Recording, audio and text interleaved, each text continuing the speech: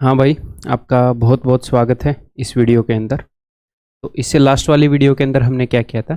इससे लास्ट वाली वीडियो के अंदर हमने जो ट्रायंगल के सेंटर्स हैं उनको किया था राइट एंगल ट्रायंगल के अंदर, कि अगर राइट एंगल ट्रायंगल के अंदर मीडियन, एंगल बाइसेक्टर, ये जितनी भी लाइनें हैं ये सारी अगर खींची जाएं तो उनके अंदर हमें क्या क्या चीज़ें पता होनी चाहिए, हमें क्या क्या आना चाहिए, अपने एग्जाम के अंदर क्या क्या पूछा जाता है। तो वही चीज़ हम सीखने वाले हैं इस वीडियो के अंदर आइसोस्केलस ट्रायंगल के अंदर, और उसके बाद हम सीखने वाले हैं इक्विलेटरल ट्रायंगल के अंदर।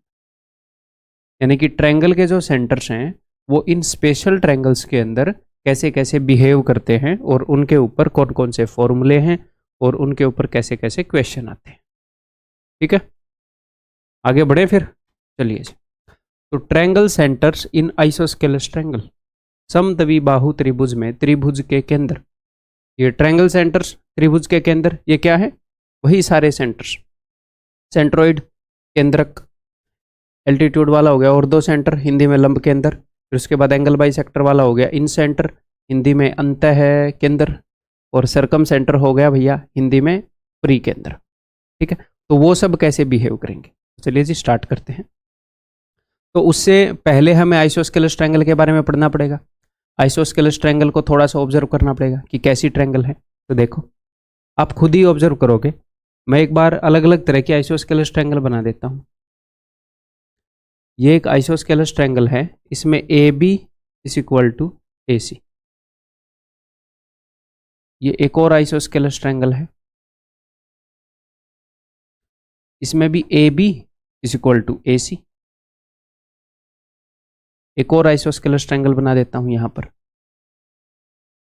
इसमें भी A B is equal to A C. तो इक्वल साइड्स के ऑपोजिट वाले एंगल भी इक्वल होते हैं, यानी कि angle B is equal to angle C in सभी के अंदर। आप बोलोगे जी हाँ सर ये तो हमने पढ़ा है। ठीक है, तो इसमें आप क्या ऑब्जर्व कर पा रहे हो यार? आइसोस्केलस ट्रायंगल कैसी है? अगर आप एक कार्डबोर्ड या फिर एक पेज के ऊपर आइसोस्केलस ट्रायंगल बनाओ, एक पेज के ऊपर अपनी नोटबुक पे, बनाने की जरूरत नहीं है, अगर आप बनाओ और आप उसे काट लो, चाहे कैसी भी आइसोस्केलस ट्रायंगल बनाओ, तो आपको ऐसा फील हो रहा है क्या कि सर अगर मैं यहाँ पर एक लाइन खींच दूँ बिल्कुल सीधी बीचों बीच और इसको मैं फोल्ड करूँगा तो एक दूसरे के बिल्कुल ऊपर आ जाएंगी? अगर आपको ये लग रहा है सर ये तो किसी भी ट्रायंगल में होगा, अच्छा इसमें होगा? अगर यहाँ से मैं एक सीधी लाइन खींच दूँ, ऐसे बिल्कुल सीधी, इस बेस के परपेंडिकुलर लाइन खींच दूँ, यहाँ पर भी मैंने बेस के परपेंडिकुलर लाइन खींची है जो कि इस ए से पास हो रही है। तो इस ट्रायंगल में अगर आप ऐसी ट्रायंगल बनाओगे तो आप इनको अगर ऐसे करोगे तो ये देखो कितना लंबा पोर्शन है, तो ये तो एक दूसरे के एग्जैक्टली ऊपर नहीं आएंगे, लेकिन इसमें आपको फील हो रहा होगा, इसमें भी आपको फील हो रहा होगा कि इसकी जो एल्टीट्यूड है, अगर बिकॉज आइसोस्केलस है, यानी कि इस लाइन के इधर जो है और इस लाइन के उधर जो है हमें बराबर फील हो रहा है। क्या वो बराबर है? एक बार देखें जरा। ठीक है, तो मैंने ए से एक एल्टीट्यूड ड्रॉप की जो कि डी पर आई। ठीक है, इन दोनों ट्रायंगल के अंदर मैं जानता हूं कि ये वाली साइड इसके इक्वल है, ये वाला एंगल इसके इक्वल है, और बिकॉज मैंने एल्टीट्यूड ड्रॉ करी है, लंब मैंने खींचा है, तो ये 90 डिग्री पर होगा। ठीक है सर, इस ट्रायंगल के, ट्रायंगल ए बी डी के और ए सी डी के दो एंगल बराबर हैं, तो सर अगर दो एंगल बराबर है तो तीनों एंगल बराबर हो जाएंगे। जी हाँ, ठीक है, तो तीनों एंगल बराबर हो गए, यानी कि ये वाला एंगल भी इसके बराबर हो गया। तो यानी कि दोनों ट्रायंगल सर वो हो गई, क्या बोलते हैं, सिमिलर। या फिर डायरेक्टली मैं ये बोल दूं कि angle side angle, angle side angle से दोनों कॉन्ग्रुएंट हो गई। तो हाँ, आपको फील सही हो रहा था, इस लाइन के इधर वाली ट्रायंगल और इस लाइन के इधर वाली ट्रायंगल दोनों कॉन्ग्रुएंट हैं। किसी भी आइसोस्केलस ट्रायंगल में अगर आप ऐसे एक एल्टीट्यूड खींच दोगे तो इसके इधर वाली ट्रायंगल और इधर वाली ट्रायंगल कॉन्ग्रुएंट हैं। अच्छा जी, तो अगर ये कॉन्ग्रुएंट हैं तो ये वाला एंगल और ये वाला एंगल तो सर इक्वल हो गए, वैसे भी थोड़ी देर पहले प्रूव किया था। तो सर ये जो लाइन है हमने तो खींची थी एल्टीट्यूड, हमने एल्टीट्यूड ड्रॉ करी थी, लेकिन इस लाइन ने इस एंगल को दो बराबर हिस्सों में बांट दिया, तो ये तो एंगल बाइसेक्टर भी निकली, यानी कि गंगाधर ही शक्तिमान निकला। ठीक है। और बिकॉज ये कॉन्ग्रुएंट हैं तो भैया ये बी डी और डी सी भी बराबर होंगे। कॉन्ग्रुएंट ट्रायंगल्स के कोरस्पॉन्डिंग पार्ट, संगत अंग जो है वो बराबर होते हैं। हाँ जी सर। तो फिर ये तो मिड पॉइंट भी निकला, पॉइंट डी। अगर ये मिड पॉइंट निकला तो वर्टेक्स ए से सामने वाली भुजा के मिड पॉइंट पर एक लाइन गई हुई है, उसको हम बोलते हैं मीडियन। तो ये तो मीडियन भी निकली, ये तो शक्तिमान से भी आगे निकल गया, है ना। ये तो एक मूवी आई थी साउथ की, एक बंदे ने 10 रोल कर रखे थे, पता नहीं चाची 420 थी क्या थी, 10 अवतारम या पता नहीं क्या, वैसा निकला। ठीक है जी। और ये जो लाइन है ये इस साइड के परपेंडिकुलर भी है, हाँ जी सर, और उसको बाइसेक्ट भी करती है, तो ये तो परपेंडिकुलर बाइसेक्टर भी निकला, हाँ जी सर। आइसोस्केलस ट्रायंगल के अंदर अगर आप एक लाइन खींचते हो, कौन से वाले एंगल से? अगर आप इस एंगल से खींचोगे जो कि एंगल इक्वल है, अगर आप इससे खींचोगे, मान लो इसी से मैंने एल्टीट्यूड खींच दी, आपको खुद फील होगा, हम प्रूव भी कर सकते हैं बट आपको खुद फील होगा, अगर मैं इसे एल्टीट्यूड खींच दूंगा तो क्या ये मिड पॉइंट पर जाएगी? मिड पॉइंट तो यहां पर फील हो रहा है। अगर मैं यहां से एल्टीट्यूड खींचूंगा तो मिड पॉइंट पर जाना तो दूर, ये तो ट्रायंगल से बाहर ही निकल गई है, तो ये भी आइसोस्केलस ट्रायंगल। तो अगर आप उस एंगल से खींचोगे ना, जो एंगल इक्वल हैं आपस में, वहां से अगर खींचोगे तो वो बात नहीं है। अगर जो नॉन इक्वल एंगल है, जो तीसरे वाला एंगल है, अगर वहां से आपने मीडियन खींच दी तो वो ये भी होगी, ये भी होगी, ये भी होगी। अगर आपने ये खींच दिया तो ये भी होगा, ये भी होगा, ये भी होगा, यानी कि इन चारों में से कोई भी एक लाइन खींच दो, बाकी 3 की प्रॉपर्टी को भी वो फॉलो करेगी। यानी कि एक ही लाइन है जो इन चारों का रोल प्ले कर रही है। या फिर मैं ऐसे कह सकता हूं, देखो कि मान लो मेरे पास ये ट्रायंगल है, मैंने यहां से एल्टीट्यूड खींची, मैंने यहां से मीडियन खींच दी, मैंने यहां से एंगल बाइसेक्टर भी खींच दिया, और मैंने यहां से परपेंडिकुलर बाइसेक्टर भी खींच दिया। तो जब मैंने इस ट्रायंगल की इस चोटी को पकड़कर, मान लो अगर मैं ऐसा कर सकता, इसकी चोटी को पकड़कर ऐसे सरका सकता, तो जब मैं इसकी चोटी को पकड़कर यहां पर लेकर जाऊंगा ना ऐसे, और ये सारी चीजें उसके हिसाब से चेंज होती रहती, तो चारों लाइनें 1 2 3 4 चारों लाइनें एक दूसरे के ऊपर आ जाती। कौन सी चारों लाइनें? ये वाली चारों लाइनें। ठीक है। तो जो आइसोस्केलस ट्रायंगल है, जो समद्विबाहु त्रिभुज है, वो सिमेट्रिकल है। सिमेट्रिकल यानी कि एक जैसी है, जैसे ताजमहल सिमेट्रिकल है। ताजमहल के बीच में लाइन मारोगे तो लेफ्ट साइड वाला भी जैसा है वैसा ही राइट साइड वाला होगा। तो ये सिमेट्रिकल है। तो एक लाइन ऑफ सिमेट्री होती है। लाइन ऑफ सिमेट्री क्या होती है? अगर जो मैं लाइन खींचूं उस लाइन के दोनों तरफ सिमेट्रिकल है। अगर मैं यहां पर लाइन खींच दूंगा तो इसके दोनों तरफ तो सिमेट्रिकल नहीं है। इस लाइन के नीचे जैसा दिख रहा है ऊपर तो वैसा नहीं दिख रहा। ठीक है। लेकिन तो अगर मैं परपेंडिकुलर बाइसेक्टर बना दूं उस लाइन के ऊपर जो कि अपनी नॉन इक्वल वाली है, जो इक्वल वाली लाइनों से अलग है, तो उस लाइन के अलोंग ये सिमेट्रिकल है। उससे राइट साइड पर जैसी होगी वैसी ही लेफ्ट साइड पर होगी। ठीक है। क्लियर है मेरे भाई? और जो चारों लाइनें हैं इस एंगल से, जो चारों लाइनें हैं इस एंगल से, वो क्या होंगी? वो एक दूसरे के ऊपर होंगी। एक ही लाइन होगी जो चारों की प्रॉपर्टी जिसके अंदर है। तो isosceles triangle is symmetrical about the line from non equal angle. Symmetrical about the line में नहीं बोलूंगा, सिमेट्रिकल अबाउट द, अगर मैं पूरा बोलना चाहूं, अबाउट द एल्टीट्यूड बोल दें, कुछ भी एक बोल दें, कुछ भी एक बोल दो इन चारों में से, एल्टीट्यूड खींच दो या कुछ भी खींच दो, वो यही लाइन होगी, तो उसके दोनों तरफ ये सिमेट्रिकल है। ठीक है। अगर मैंने एल्टीट्यूड खींच दी तो वही मीडियन होगी, वही एंगल बाइसेक्टर होगी, वही परपेंडिकुलर बाइसेक्टर होगी, वो सारे रूल फॉलो करेगी, और ये हमें पता होना चाहिए। ठीक है। एग्जामिनर आपको बताएगा कि ये एंगल बाइसेक्टर है, तो आपको मन में मान लेना, अच्छा आइसोस्केलस ट्रायंगल में एंगल बाइसेक्टर है और वो भी इस वाले एंगल से, इसका मतलब ये एंगल बाइसेक्टर नहीं, ये सब कुछ है, ये चारों का चारों है, ये चारों की चारों प्रॉपर्टी फॉलो करेगा। अगर एग्जामिनर आपको बता दे कि भैया इस ट्रायंगल के अंदर ये एक लाइन है मैंने यहां से खींची है, ये परपेंडिकुलर भी है और ये मिड पॉइंट पर भी जाती है, अच्छा जी, यानी कि ये एल्टीट्यूड भी है, मीडियन भी है, ऐसा तो उसके अंदर होता है आइसोस्केलस ट्रायंगल में। और तभी होता है जब दोनों इक्वल साइड के बीच वाले वर्टेक्स से खींची जाए। तो ये इंफॉर्मेशन आपके पास आ जानी चाहिए, इतना आपको सोच लेना चाहिए। ठीक है भाई, क्लियर है। तो नेक्स्ट पॉइंट है, all the important cevians from the non equal angle are coincidental. मैंने यही बताया है कि ये जो नॉन इक्वल एंगल है, इससे अगर मैं सारी इंपॉर्टेंट सीवियन खींचूं, सारी इंपॉर्टेंट सीवियन कौन कौन सी हैं, ये सारी इंपॉर्टेंट सीवियन ये यही हैं, ये चारों। इसको मिटा देते हैं।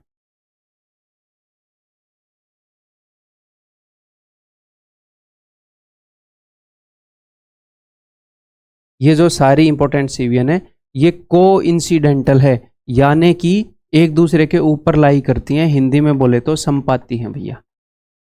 तो है कि नहीं, चारों लाइन एक दूसरे के ऊपर पड़ी हैं। ऐसे ही बोल सकता हूं मैं कि यहीं पर चारों हैं, यही एल्टीट्यूड है, यही मीडियन है, यही एंगल बाइसेक्टर है, यही परपेंडिकुलर बाइसेक्टर है। या फिर ये बोल लो ये एक ही लाइन है जो चारों के रूल फॉलो करती है, जिसके अंदर चारों की प्रॉपर्टी है। ठीक है जी। Next, all the corresponding CVNs from equal angles are equal। इसका क्या मतलब है, मतलब समझो, देखो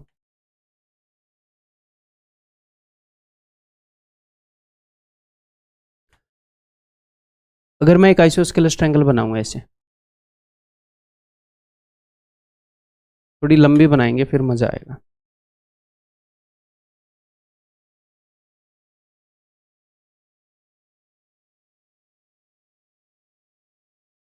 तो ये वाली साइड इसके इक्वल है, ठीक है, ये आइसोस्केलस ट्रायंगल है। अगर आपको लग भी नहीं रही तो मान लो।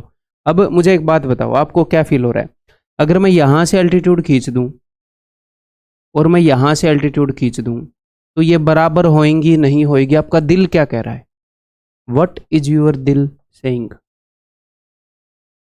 कि बी डी और सी ई बराबर होंगी कि नहीं होंगी। आपको फील हो रहा होगा कि हाँ सर लग तो रहा है बी डी और सी ई बराबर होंगी, और ये बराबर होंगी। क्यों सर, देखो अगर मैं यहां से एक लाइन खींच रहा हूं जो कि एल्टीट्यूड है, या फिर ऐसे बोल सकते हैं जो इसके बिल्कुल बीच से जा रही है, इस लाइन के इधर वाला हिस्सा और इधर वाला हिस्सा ये दोनों एक जैसे हैं, तो ये वाला पोर्शन और ये वाला पोर्शन सिमेट्रिकल है। तो अगर आप इन दोनों पोर्शन से कुछ भी करोगे जो कि सेम हो, सेम का क्या मतलब है, यहां से भी एल्टीट्यूड खींचोगे, यहां से भी एल्टीट्यूड खींचोगे, ये नहीं है कि यहां से तो एल्टीट्यूड खींच दी, यहां से मीडियन खींच दी, सेम काम करोगे। अगर आप सेम काम करोगे ना, ऑल दी कोरस्पॉन्डिंग सीवियंस, यानी कि यहां से एल्टीट्यूड और यहां से एल्टीट्यूड खींचोगे तो वो इक्वल होंगी। या प्रूव कर सकते हैं, बट प्रूव करने की जरूरत नहीं है, प्रूव करने से ज्यादा जरूरी है आपको फील करना, आपको ये याद रखना, आपको ये फील हो रहा होगा। ठीक है, कि यानी कि अगर मैं, तो यहां पर मैं बोल सकता हूं कि सीई, इस पॉइंट का मतलब है कि CE is equal to B D. अगर मैं यहां से मीडियन खींच दूं, मान लो इस मिड पॉइंट पर जाएगी ऐसे, बीपी और सी क्यू, तो मैं बोल सकता हूं भैया कि BP is equal to C Q. अगर मैंने यहां से भी मीडियन खींच दी, यहां से मीडियन खींच दी, तो वो बराबर होगी। हाँ, अगर आपने ये कर दिया, यहां से मीडियन खींच दी और यहां से मीडियन खींच दी, वो बराबर नहीं होगी भैया। ठीक है, इक्वल एंगल से, इस लाइन को एक और तरीके से बोल सकते हैं हम। अच्छा, इक्वल एंगल से ही बोला मैंने, हाँ, इक्वल एंगल से कोरस्पॉन्डिंग सीवियन खींचोगे तो वो बराबर ही होंगी। ठीक है, अगर आप यहां से परपेंडिकुलर बाइसेक्टर, हाँ, अब परपेंडिकुलर बाइसेक्टर तो एंगल से खींचा नहीं जाता, तो इस साइड के ऊपर होता है, तो इस साइड के ऊपर खींचा गया परपेंडिकुलर बाइसेक्टर, मान लो ट्रायंगल के अंदर इतना पोर्शन घेरेगा और इस साइड से खींचा गया इतना पोर्शन घेरेगा, वो बराबर होएगा। अगर आपने यहां से एंगल बाइसेक्टर ड्रॉ कर दिया, मान लो वो यहां पर गया, तो ये मैंने मान लिया भैया एल, और यहां से हमने खींचा, ये हो गया एम, और ये भी एंगल बाइसेक्टर है, तो हम बोल सकते हैं कि B L is equal to C M, B L is equal to C M. ठीक है मेरे भाई, एक और चीज बात, एक इसको और ज्यादा जनरलाइज कर दूं, अगर इसी ट्रायंगल के अंदर मैंने एक काम किया ये आइसोस्केलस ट्रायंगल है, मैंने यहाँ से एक सीवीएन खींच दी। सर इसकी क्या प्रॉपर्टी है? इसकी बस ये प्रॉपर्टी है, ये सामने वाले साइड को सपोज m/n रेशियो में बांटती है, ठीक है। और ये आइसोस्केलस ट्रायंगल है, ये पूरा एंगल और ये पूरा एंगल इक्वल है, ठीक है। इक्वल एंगल से मैं खींच रहा हूँ। यहाँ से भी मैंने एक सीवीएन खींच दी जो इसको m/n रेशियो में बांटती है। तो मुझे एक बात बताओ, क्या मैंने दोनों तरफ से सेम काम किया है? क्या मैंने दोनों तरफ से सेम काम किया है? हाँ जी सर। और इक्वल एंगल से लाइनें खींची हैं? हाँ जी सर। तो अगर मैंने दोनों तरफ से कोरस्पॉन्डिंग सीवीएन खींची है, कोरस्पॉन्डिंग, यहाँ से जो मैंने सीवीएन खींची यहाँ से वही खींची है, तो ये भी बराबर होंगी।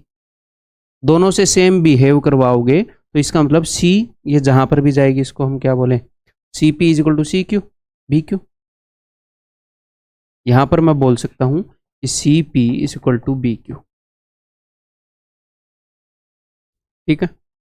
मेन बात है कि आपको आइसोस्केलस ट्रायंगल की नेचर को समझना है कि इसकी नेचर कैसी है। ये चीज़ ऑफ कोर्स आप याद रखोगे, मैं डायरेक्टली ऐसे बता देता, इतनी ज़्यादा थ्योरी नहीं बताता, आप रट लेते, बट हम नेचर को समझेंगे ना तो हम क्वेश्चन के अंदर आइडेंटिफाई कर पाएंगे अगर हमें कोई कंस्ट्रक्शन भी करनी है या क्या करना है, ठीक है। तो अब मैं आगे बढ़ जाऊं। अच्छा एक और बचा हुआ है, all the centres are collinear. तो सारे सेंटर कोलिनियर हैं। तो सर कोलिनियर कैसे हैं? देखो भैया कैसे कोलिनियर हैं। मुझे एक बात बताओ, ये लाइन जो है ये एल्टीट्यूड भी है, ये मीडियन भी है, ये सब कुछ है, इस वर्टेक्स से खींचा गया ये सब कुछ है। तो इस लाइन के ऊपर कहीं ना कहीं सेंट्रोइड होएगा। सेंट्रोइड होता है जहां पर तीनों लाइनें एक दूसरे को काटें। तो ये तीनों लाइनें जब एक दूसरे को काटेंगी तो भैया ये लाइन, किसी भी एक लाइन को लगा लो, तीनों को मत बोलो, जहां पर दो लाइनें काटे। ये क्या मतलब है सर? जहां से दो लाइनें पास होंगी वहीं से तीसरे को जाना पड़ेगा, क्योंकि तीनों एक पॉइंट से जाती हैं, कंपल्सन है उनके ऊपर। तो जहां पर भी दो लाइनें काटें, तो जब ये दो लाइनें जहां पर काटेंगी वो पॉइंट वहीं पर तो होगा, इन दोनों लाइनों के ऊपर तो होगा। तो यानी कि इस लाइन के ऊपर तो डेफिनेटली होएगा ना। हाँ जी सर। तो यानी कि इस लाइन के ऊपर सेंट्रोइड भी है, इन सेंटर भी है, सरकम सेंटर भी है, और दो सेंटर भी है। इस लाइन के ऊपर सब कुछ है। हो सकता है सेंट्रोइड यहां पर हो सकता है इन सेंटर यहां पर हो, परपेंडिकुलर बाइसेक्टर कहीं और हो, लेकिन इसी लाइन के ऊपर होएगा। इसी लाइन के ऊपर चारों पॉइंट होंगी। All the centres are collinear, ठीक है भाई, क्लियर है। कोई भी चीज आपको सोचने का दिल करे तो आप रुक के सोच सकते हो, ठीक है। मैं एक काम करता हूं, आपको अलग से एक डायग्राम ही बना के दे देता हूं। ये देखो मैं कहना क्या चाह रहा हूं, कुछ ऐसा होएगा। मान लो अपने पास ये ट्रायंगल है और ये आइसोस्केलस है।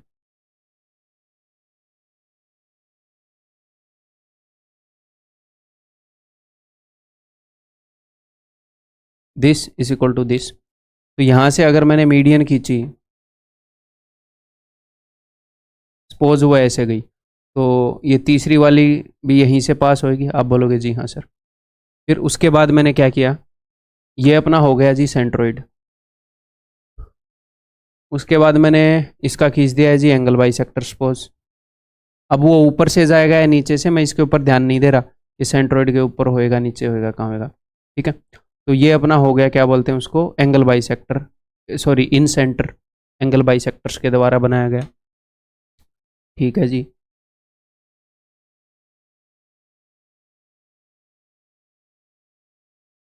ये अपना सेंट्रोइड है।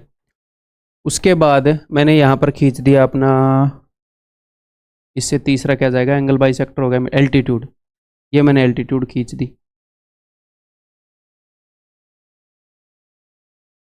इसको भी यहीं से पास होना पड़ेगा, इसकी मजबूरी है।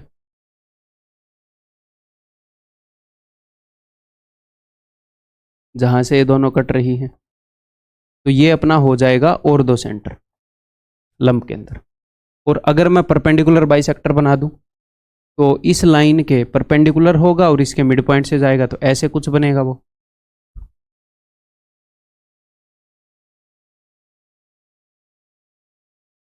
कहाँ से इसको यहाँ से पास कराएं, अब ये इकट्ठे बना रहा हूँ तो गंदा सा मामला हो रहा है सेट।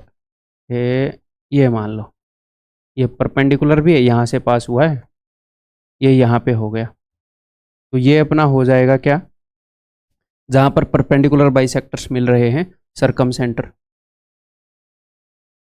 तो चारों पॉइंट इसी लाइन के ऊपर है, चारों पॉइंट कोलिनियर होंगे। ठीक है भैया, क्लियर है?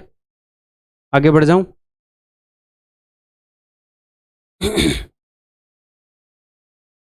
If the orthocenter, circumcenter and centroid of a triangle are collinear, then the triangle may be, तो ट्रायंगल क्या होएगी? अगर ये 3 पॉइंट कोलिनियर हैं तो ट्रायंगल क्या होएगी?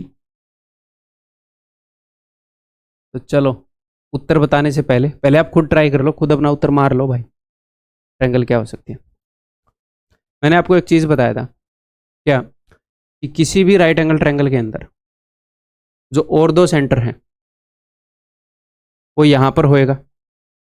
अब मैं डिटेल में नहीं बताऊंगा कि सारी एल्टीट्यूड यहाँ से जा रही हैं, वैसे जा रही हैं, देखो बता दिया मैंने। ठीक है, सामने वाले हाइपोटेन्यूज के मिड पॉइंट पर होता है सरकम सेंटर, बाहर वाले सर्कल का सेंटर। हाँ जी सर। और अगर मैं एक मीडियन ड्रॉ करूंगा यहाँ से, तो वो सामने वाली लाइन के मिड पॉइंट पर जाएगी, तो सेंट्रोइड तो मीडियन के ऊपर ही होता है, तो यहाँ पर हो जाएगा जी सेंट्रोइड। और अगर आप ऐसे सर्कल बनाओगे तो यहाँ कहीं हो जाएगा इसका सपोज इन सेंटर। ठीक, और फिर मैंने आपको क्या बताया था, मैंने ये बताया था कि इस चीज से याद रखना क्या, कि इन ऑल ट्रायंगल्स, सारी ट्रायंगल्स के अंदर H, G and O are collinear. चाहे ट्रायंगल कैसी भी हो, मैंने बस राइट एंगल ट्रायंगल को यूज किया था आपको याद करवाने के लिए। अदरवाइज कौन से पॉइंट एक दूसरे के कोलिनियर हैं, क्या उनके बीच में डिस्टेंस है, ये हर एक ट्रायंगल में ट्रू है, ये हर एक ट्रायंगल के लिए ट्रू है। ठीक है, तो अगर एग्जामिनर आपको बता रहा है कि यार किसी ट्रायंगल के अंदर ऑर्थो सेंटर, सर्कम सेंटर और centroid, ortho centre, circum centre और सेंट्रोइड कोलिनियर हैं, तो बताओ वो कौन सी ट्रायंगल है? यार ये तो दुनिया की सारी ट्रायंगल में होते हैं। अगर मैं आपसे एक क्वेश्चन पूछूं कि एक ट्रायंगल है जिसमें 3 एंगल हैं, तो बताओ कौन सी ट्रायंगल होगी? तो आप बोलोगे कौन सी, क्या सारी में ही होते हैं? वो तो कोई सी भी हो सकती है। तो ऐसे ही आइसोस्केलस में भी ये तीनों कोलिनियर होते हैं। सर आइसोस्केलस में तो चारों होते हैं, बट ये तीनों भी तो होते हैं। मैं बोल रहा हूँ कि ये तीनों कोलिनियर है, बताओ कौन सी ट्रायंगल है? ये तो दुनिया की हर ट्रायंगल में कोलिनियर होते हैं ये तीनों। बस आइसोस्केलस में खास क्या बात है कि चौथा भी कोलिनियर होता है। आइसोस्केलस ट्रायंगल के अंदर क्या हो जाएगा कि चारों कोलिनियर हो जाएंगे, ये तीनों तो कोलिनियर हो जाएंगे, ये आई भी उठ के इसके ऊपर आ जाएगा। इसीलिए अगर आप एक आइसोस्केलस राइट एंगल ट्रायंगल बनाओगे, एक आइसोस्केलस राइट एंगल ट्रायंगल बनाओगे, तब आपको पता चलेगा कि भैया यहां पर O आ गया, यहां पर G आ गया, यहां पर I आ गया और यहां पर अपना H आ गया। ऐसे चारों के चारों एक ही लाइन के ऊपर हो गए। तो बिकॉज ये कोई भी ट्रायंगल है दुनिया की, उस कारण से ये तीनों कोलिनियर है, और ये आइसोस्केलस बनी तो ये I भी आ गया।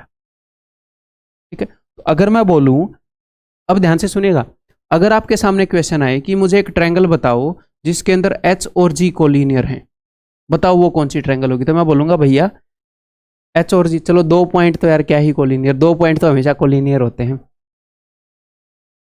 है ना? 3 पॉइंट बताने ही पड़ेंगे, 2 पॉइंट तो एक लाइन पर हमेशा ही होते हैं। ठीक है, अगर एग्जामिनर आपसे क्वेश्चन पूछे कि एक ट्रायंगल बताओ जिसके अंदर I, G और O कोलिनियर हैं, तो आप बोलोगे भैया H, G और O तो हमेशा ही एक लाइन पर पड़े रहते हैं, I तो तभी आता है उस लाइन पर जब आइसोस्केलस ट्रायंगल होगी, इन सेंटर तो तभी आता है, अंतः केंद्र तो तभी आता है जब समद्वि बाहु त्रिभुज हो। तो इस केस में तो चाहे कोई सी भी ट्रायंगल हो, ये तीनों कोलिनियर होंगे 1, 2 एंड 3। अगर वो बात करता कि I, अगर वो I को भी इंक्लूड कर लेता ना, तो फिर मैं क्या कर पाता, फिर मैं आइसोस्केलस और इक्विलेटरल दोनों करता। ठीक है, इक्विलेटरल का बाद में समझाऊंगा तो आप गेम समझ जाओगे। ठीक है, तो ये बात समझ में आ गई।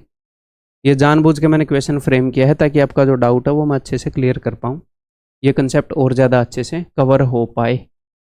ठीक है भाई, क्लियर है? तो किसी भी ट्रायंगल के अंदर in all triangles H, G and O are collinear, and in isosceles triangles all four are collinear. या फिर ऐसे ऐसे और कहने का मजेदार तरीका, इन आइसोस्केलस ट्रायंगल, बाद में आपको पढ़ने में दिक्कत होगी, अच्छे से लिख देता हूं। In isosceles triangles I also, क्या बोलेंगे, कम्स ऑन दैट लाइन, है ना, comes on the line containing H G and O. जिस लाइन के ऊपर एच जी और ओ है, हर एक ट्रायंगल, दुनिया की टेढ़ी से टेढ़ी ट्रायंगल बना लो, उसमें एक लाइन होएगी जिसके अंदर एच जी और ओ ऐसे कोलिनियर मिलेंगे। बट जैसे ही ये ट्रायंगल आइसोस्केलस बनेगी, अब आई कहीं और पड़ा होएगा ऐसे, तो ये पॉइंट जो है ये इसके ऊपर शिफ्ट हो जाएगा, ये भी आ जाएगा। ठीक है भाई, क्लियर है? तो मैं आपको रटवा नहीं रहा, समझ में आ रही है बात? ये स्टेटमेंट रटने का फायदा नहीं है, ये अंडरस्टैंडिंग डेवलप करनी है। आगे बढ़ जाऊं मैं फिर, ये बताओ फिर।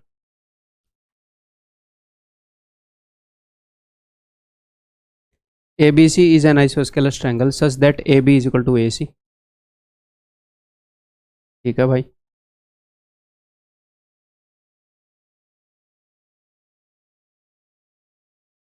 Angle B is equal to 35, AD is median, तो AD मीडियन है यानी कि D मिड पॉइंट है, ठीक है जी, और AD मीडियन है, ठीक है। तो हमें बताना है triangle BAD, triangle angle BAD, बताओ। एक आइसोस्केलस ट्रायंगल है, हाँ जी सर आइसोस्केलस ट्रायंगल है, और हमने जो मीडियन खींची है, हमने जो माध्यिका खींची है, वो कहाँ से खींची है?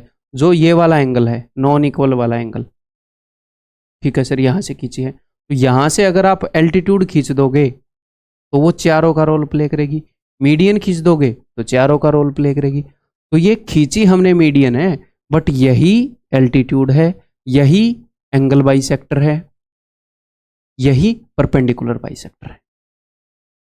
ठीक है, क्लियर है भैया? तो ये एल्टीट्यूड भी है, अगर ये एल्टीट्यूड है तो ये एंगल 90 डिग्री का हो गया। अब अगर ये एंगल 90 का है, ये 35 का है, तो ये बताओ भैया 90 में से 35 घटा दो, 9 में से 3 गए 6, 6 मत लिखना, 5 लिखना, 55। Answer is option B. ठीक है, आगे बढ़ जाऊं, अब आएगा मजा। एक बार क्वेश्चन को पढ़ लो, फिर मैं आपको बताऊंगा लोकस क्या होता है, फिर आप इसको सॉल्व करेंगे खुद।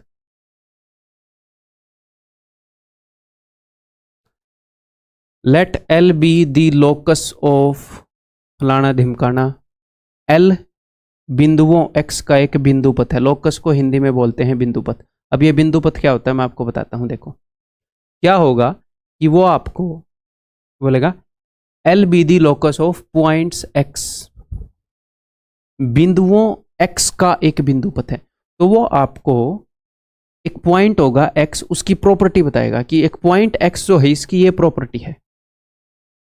तो ऐसे ऐसे बहुत सारे पॉइंट पॉसिबल होंगे, उस प्रॉपर्टी को फॉलो करने वाले बहुत सारे पॉइंट होंगे कि ये पॉइंट भी फॉलो कर रहा है, ये भी फॉलो कर रहा है, ये भी, ये भी, ये भी, ये भी। उन सारे पॉइंट से मिलाकर कैसी फिगर बन रही है उसको बोलते हैं उनका बिंदु पथ, उनका लोकस। वो सारे पॉइंट जो उन प्रॉपर्टीज को फॉलो कर रहे हैं, उन सारे पॉइंट को मिलाने से कैसी फिगर बन रही है, उन बिंदुओं ने कैसा पथ बनाया, उन्होंने कैसा रास्ता बनाया, उसे बोलते हैं उसका बिंदु पथ या उसका लोकस। ठीक, तो सर लोकस वाले क्वेश्चन तो सीजीएल में नहीं है। अरे भैया ये अपनी एनसीईआरटी में है 10th तक, और क्या बोलते हैं सीडीएस बार बार पूछ रहा है, तो आ सकते हैं और बिल्कुल ही रिलेवेंट है, आपकी अंडरस्टैंडिंग बढ़ाएगा ये क्वेश्चन। मैंने उठाया है तो रिलेवेंट है, दैट्स इट, बात खत्म। अब बताओ, ट्राई करो एक बार, चलिए जी करें इसे। Let A B C B A triangle in which A B is equal to A C, जिसके अंदर ए बी जो है वो ए सी के बराबर है।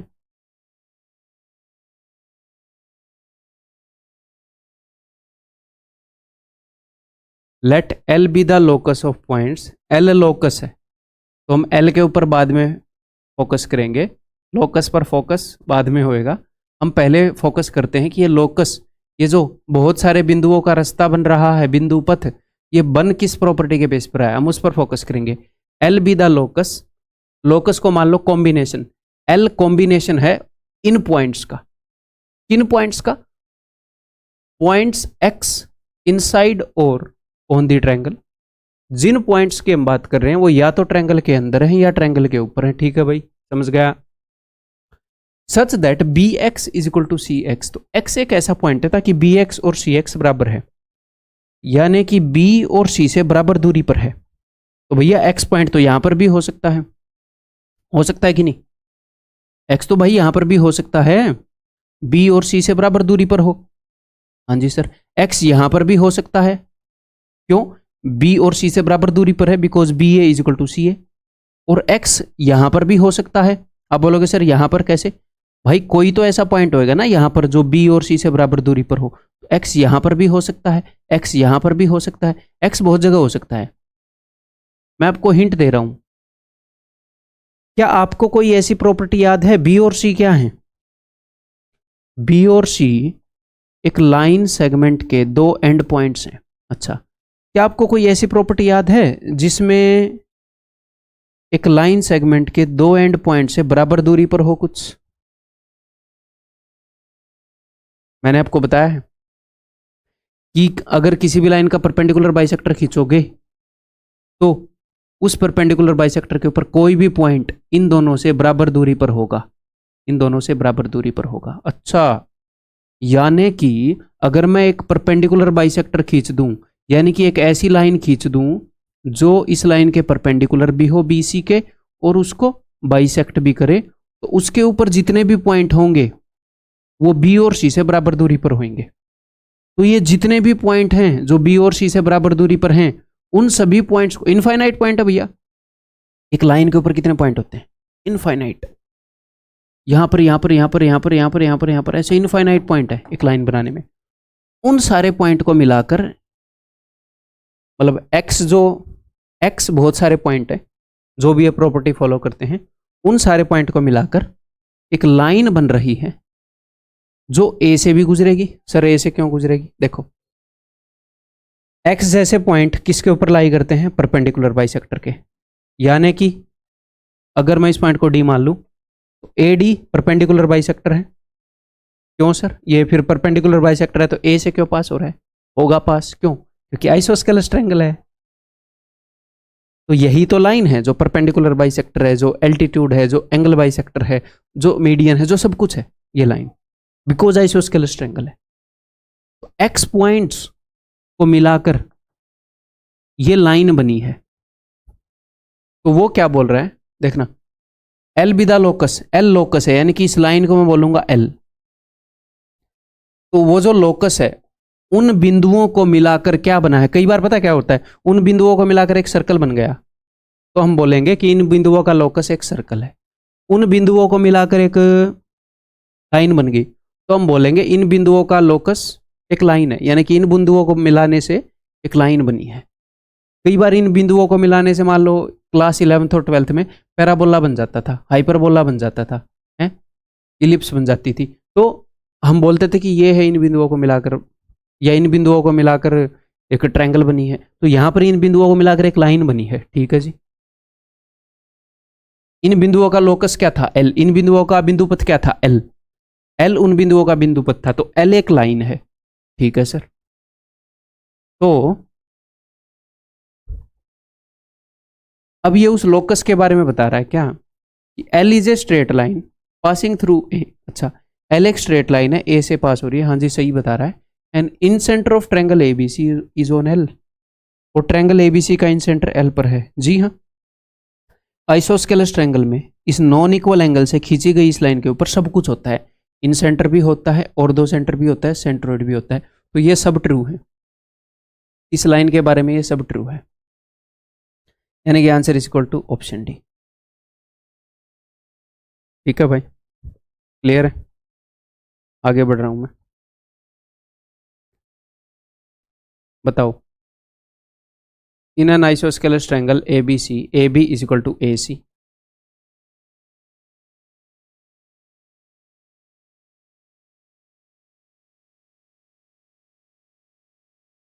And AD is perpendicular to BC। Isosceles triangle है, इसमें आपने एल्टीट्यूड खींच दी, तो ये जो एल्टीट्यूड है भैया, ये मीडियन भी होएगी, एंगल बाई सेक्टर भी होएगी, ये सब कुछ होएगी, हम समझ गए पहले। इफ AD इज 12, अगर AD की लंबाई 12 है and the perimeter of triangle ABC is 36, ठीक है। ट्रायंगल ABC का पेरीमीटर क्या होएगा, यहां पर देखना वो कैसे बना है। पेरीमीटर होता है सारी साइड की लंबाइयों का सम, ठीक है। वैसे पेरीमीटर कैसे बना है, पेरीमीटर बना है दो चीजों से, देखो, एक तो इस वाले हिस्से से और एक इस वाले हिस्से से, ये इसके इक्वल है, ये इसके इक्वल है।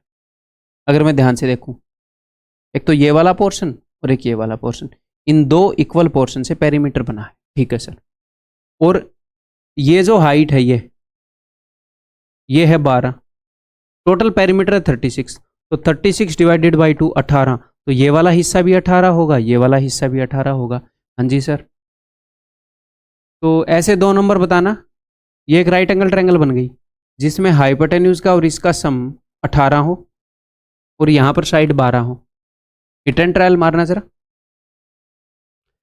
भाई, कोई पाइथागोरियन ट्रिपलेट याद आ रहा है क्या जिसके अंदर 12 हैं?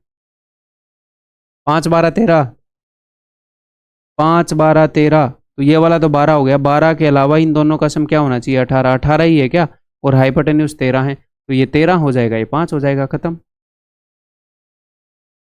खत्म। उसने पूछा है तो BC की लंबाई, तो भैया BC की लंबाई क्या होगी, ये 13 हो गया, ये 5 हो गया, तो 5 और 5 10, तो answer is equal to option C. ठीक है भाई, क्लियर है?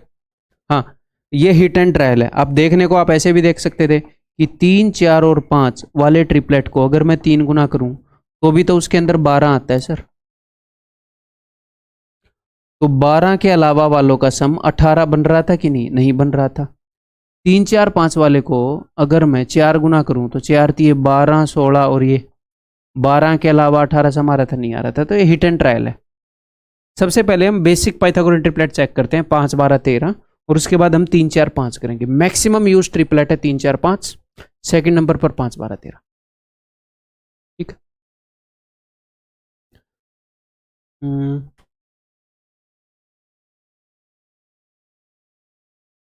ठीक है, अगर सर हम ट्रिपलेट से ना करें तो कैसे करेंगे? तो भैया आप ये करोगे, मुझे इतना पता है कि AB और BD का सम जो है वो 18 है, हमें इतना पता है। हाँ जी सर, तो इन दोनों में से किसी भी एक को x मान लेंगे। सपोज मैंने BD को x मान लिया, तो ये हो जाएगा 18 माइनस एक्स, और इसके ऊपर हम पाइथागोरस थ्योरम लगा देंगे, ठीक है। 90 के सामने वाला हाइपोटेन्यूज, 18 माइनस एक्स का स्क्वायर, आप इसको सॉल्व करेंगे, इज इक्वल टू 12 का स्क्वायर प्लस एक्स का स्क्वायर, और यहां से आप वैल्यू निकाल लोगे एक्स की, ठीक है। बट ये एक्सपेक्टेड है कि अगर ये वाले ट्रिपलेट यूज हो ना, 5 12 13, 3 4 5 8 15 17 है, और एक और कितना 7 24 25, ये बेसिक जो ट्रिपलेट हैं, अगर ये यूज हुए हैं तो आपको दिखने चाहिए, इनको अपनी नसों में बैठा लो। बस टैटू मत बनवाओ, बट दिमाग में उसी तरीके से छाप लो जैसे टैटू बनता है, ठीक है।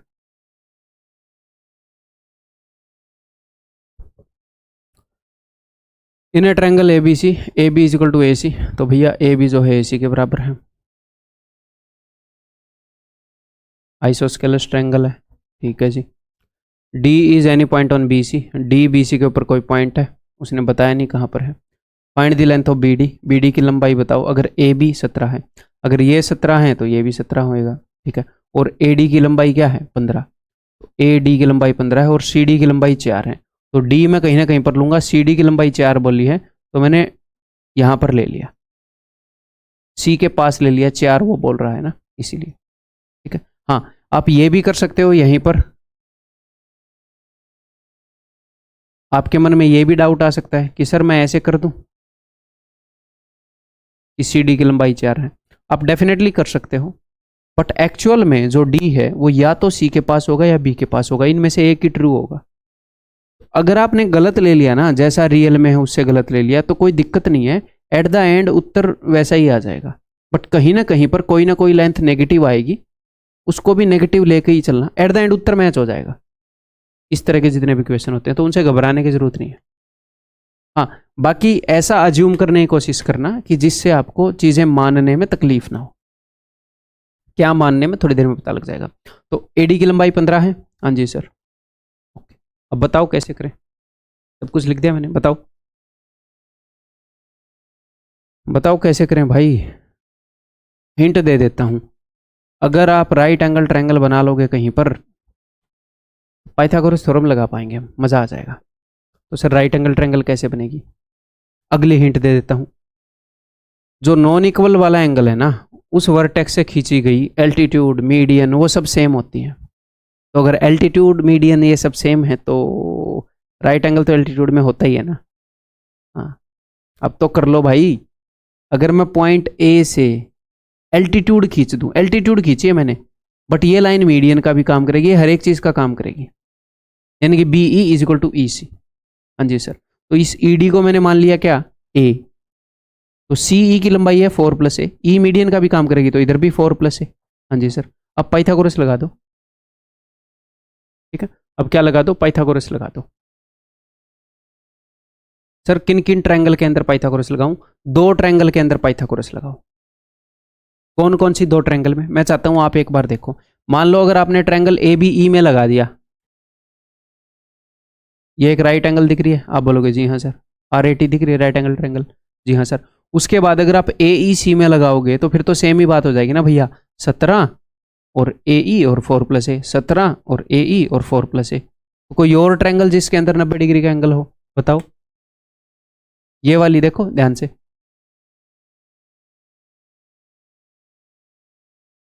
ठीक है। तो सर दो राइट एंगल ट्रायंगल तो दिख गई, तो इनमें कैसे पाइथागोरस लगाएंगे, इनमें कोई कॉमन साइड दिख रही है। हाँ जी सर, दिख रही है ए ई। तो ए ई की लंबाई को इक्वेट कर दो, जो दो राइट एंगल ट्रायंगल हैं उनमें कॉमन साइड है ए ई, तो ए ई की लंबाई को इक्वेट कर दो पाइथागोरस लगा के, बस बात खत्म। करें फिर, देखो ट्रायंगल, मैं क्या करूंगा, मैं करूंगा A E square in triangle A B E is equal to A E square in triangle A E D. बस इनको मैं इक्वेट करूंगा और मैं कुछ नहीं करूंगा। ठीक है, तो करते हैं भाई, देखो इसी पेन से कर देते हैं। तो ए बी ई के अंदर ए ई स्क्वायर की वैल्यू क्या होगी, पाइथागोरस लगाऊंगा, इसके स्क्वायर में से इसका स्क्वायर घटा दूं तो 17 का स्क्वायर होएगा 289, माइनस मैं इसका स्क्वायर घटा रहा हूं तो माइनस का 16 माइनस का ए स्क्वायर। ये मत बोलना कि सर ए प्लस बी के होल स्क्वायर में ये पॉजिटिव आते हैं, नहीं, मैं घटा रहा हूं, माइनस का साइन लगा हुआ है तो साइन चेंज हो रहा है, तो माइनस का 8a घटा दिया मैंने। That should be equal to, अब इस ट्रायंगल में ए ई स्क्वायर की वैल्यू निकाल रहा हूं, कौन सी वाली में, ए डी ई में। ठीक है भैया, तो ए ई स्क्वायर की वैल्यू होगी 15 का स्क्वायर 225 माइनस इस ए का स्क्वायर। दैट्स इट, खत्म बात, बन जाएगी बात। नाउ द बात विल बिकम, ठीक है, तो इस एक 8a को उधर ले जाऊं ताकि ये पॉजिटिव हो जाएगा। ठीक है, इस 225 को इधर ले आऊं, जी हाँ ले आते हैं, तो 225 नेगेटिव का हो जाएगा, तो माइनस का 225 होएगा तो इधर कितना आ जाएगा, इधर आ जाएगा, मैं साइड में लिख रहा हूँ 289 में से ये भी नेगेटिव का हो जाएगा, तो 6 और 5 11 और 2 और 1 3 और 1 4, ये 9 में से 1 गए 8, तो 48। ठीक है, दिस इज इक्वल टू 48, 8 × 48, तो ए की वैल्यू आ गई भैया 6। अगर ए की वैल्यू 6 आ गई, उसने हमसे क्या पूछा था, बी डी की लंबाई, बी डी, तो अगर ए की वैल्यू 6 आ गई तो ये कितना हो जाएगा, 6 और 4 10 और 6 16।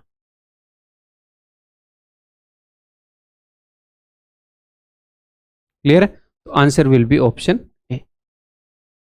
अगर आप इस डी को इधर मान लेते तो क्या होता वो भी मैं आपको बता दूं, डरने की जरूरत नहीं है, नहीं तो आपके मन में ये डर बैठा रहेगा, अनकंफर्टेबल रहोगे। देखो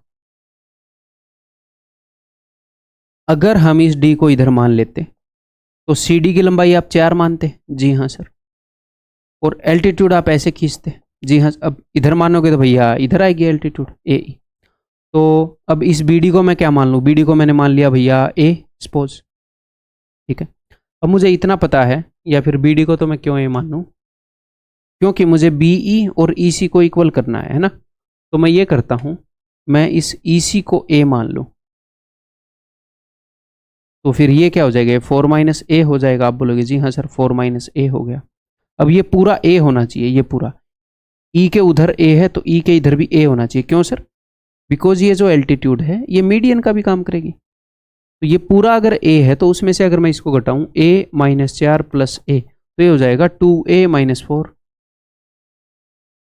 उसी तरीके से पाइथागोरस थ्योरम लगा देना, जिन जिन ट्रायंगल के अंदर एक हाइट कॉमन है उसको इक्वेट कर देना। एट द एंड ए की वैल्यू 16 ही निकलेगी, डरने की बात नहीं है। बट यहां पर आपको लग रहा है ना कॉम्प्लिकेटेड होगी चीजें, तो वो मानने में फायदा है। जो आपके डायग्राम को सिंपल रख रहा है वो मानने में फायदा है। 4 वाले डिस्टेंस को इतनी दूर में क्यों मानूं, मैं पास मान लूंगा। ठीक है, अगर यहीं पर एग्जामिनर ये बोलता कि सीडी की लंबाई है भैया 15, खुद मैं दूर मानता, क्योंकि ट्रायंगल के हिसाब से मैं देख रहा हूं ना कि साइडों की लंबाई 17 है, मैं फिर खुद दूर मानता। ठीक है, एक और क्वेश्चन आप ऐसा करना चाहोगे, एक से तो बात बनेगी नहीं, करो फिर।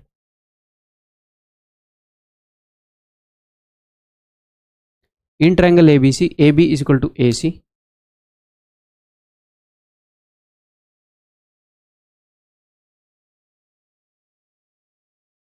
D is a point on B C, if B D is equal to 5, तो मैंने डी को अब की बार यहां मान लिया, पूछा हुआ क्वेश्चन है ना। If B D is equal to 5, A B is equal to 12, अगर ए बी 12 है तो ये भी 12 हो जाएगा। हाँ जी सर।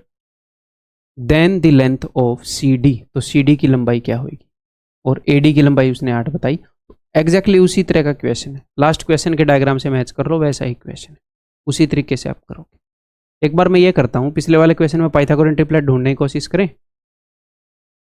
अगर ए की वैल्यू 6 थी तो 6 15, पाइथागोरस ट्रिपलेट थे नहीं यहाँ पर, है ना।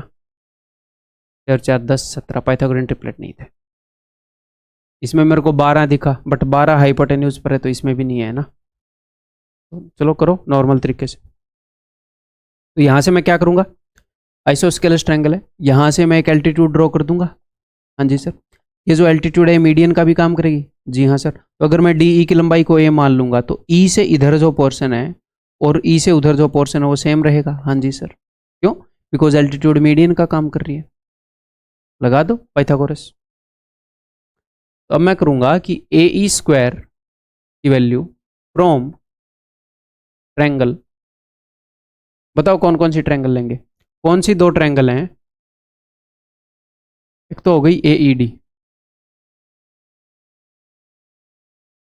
और एक हो गई ए सी ई।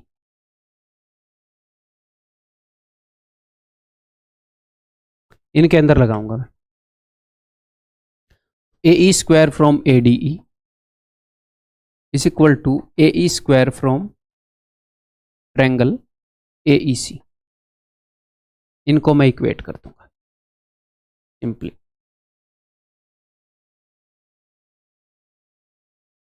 तो भैया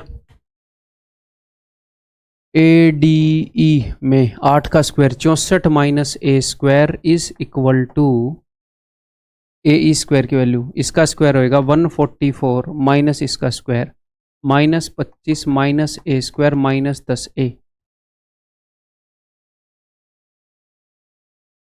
10 ए को इधर ले आता हूँ, it implies that 10 A is equal to, ये 64 उधर जाएगा, ये भी नेगेटिव का होगा, साइड में लिख के अभी घटा डालते हैं। तो 5 और 4 9 और 6 और 2 8, 14 में से 9 गए 5, 13 में से 8 गए 5, तो ये 55 हो गया।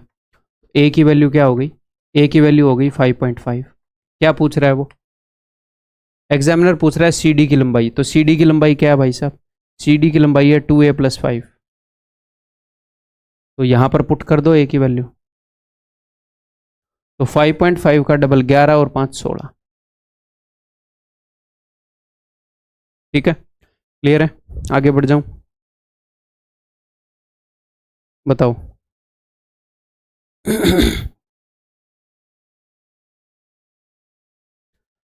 बताओ।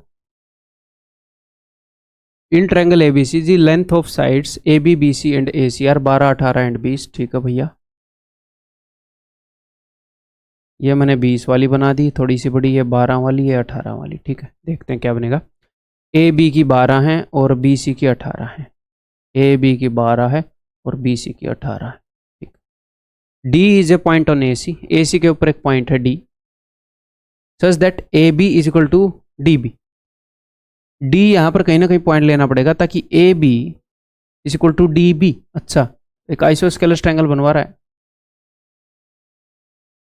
ए B is equal to D B, तो ट्रायंगल ए बी डी एक आइसोस्केलस ट्रायंगल बनवा दी उसने। ठीक है, और ये 20 जो है ये इस पूरे की लंबाई है। The value of ratio A D is to D C, तो A D is to D C का रेशियो बताओ। बताओ कैसे करेंगे। देखो भाई, सीधा सीधा मेरा सॉल्यूशन नहीं देखना है, अपना दिमाग लगाना है इसके अंदर। ठीक है, अब तक मैं क्या करता आया हूँ आइसोस्केलस ट्रायंगल के अंदर, एक वो ड्रॉप करता आया हूँ एल्टीट्यूड, है ना। एल्टीट्यूड ही सब कुछ है इसके अंदर, एल्टीट्यूड मीडियन सब कुछ एक ही लाइन है। करो आप भी ड्रॉप। पाइथागोरस लगाता आया हूँ अब तक, मैंने ड्रॉप कर दिया ए ई। ठीक है, करते हैं भैया। तो अब इतना आपको पता है कि ये दोनों बराबर हैं, यही लाइन है जो सब कुछ है। ओके जी, एल्टीट्यूड भी है, मीडियन भी है, परपेंडिकुलर बाइसेक्टर भी है, सब कुछ यही लाइन है। हाँ जी, तो उसके अकॉर्डिंग करो। बताओ, पाइथागोरस थ्योरम वगैरह लगा सकते हो, नहीं लगा सकते हो, क्या कर सकते हो। तो यहाँ पर मैं क्या करूँगा, देखो मुझे पता है कि A E is equal to E D. ठीक है जी, इन दोनों को मैं बराबर लूँ तो मैं ऐसे कर सकता हूँ, इसको भी मैं ए मान लूँ, इसको भी मैं ए मान लूँ, तो ये पूरा 20 है, 20 में से ए और ए 2a चला गया, तो ये हो जाएगा 20 माइनस 2a। कैसे भी मान लो यार, इसको a मान लो, आप ऐसे भी कर सकते हो। देखो कि सर हमें कैसे पता चलेगा, यहीं से मानना स्टार्ट करना है, कोई दिक्कत नहीं है, इसको a मान लो। तो अगर ये पूरा 20 है, ये a है, तो ये क्या हो गया 20 माइनस ए। अब 20 माइनस ए को दो हिस्सों में तोड़ना पड़ेगा, 2 से डिवाइड करना पड़ेगा। तो 20 माइनस ए को दो हिस्सों में डिवाइड करोगे तो ये हो जाएगा 10 माइनस ए बाई 2। क्या ये अच्छा लगेगा आपको? तो एटलीस्ट इसको 2a मानो कि भैया 20 माइनस 2a को मैं 2 से डिवाइड कर पाऊं तो ये हो जाएगा 10 माइनस ए, ये हो जाएगा 10 माइनस ए, एटलीस्ट ये कर पाऊं। कुछ भी मान लो कहीं से भी, धीरे धीरे प्रैक्टिस हो जाएगी, चीजें आपको अपने आप स्ट्राइक होने लग जाएंगी।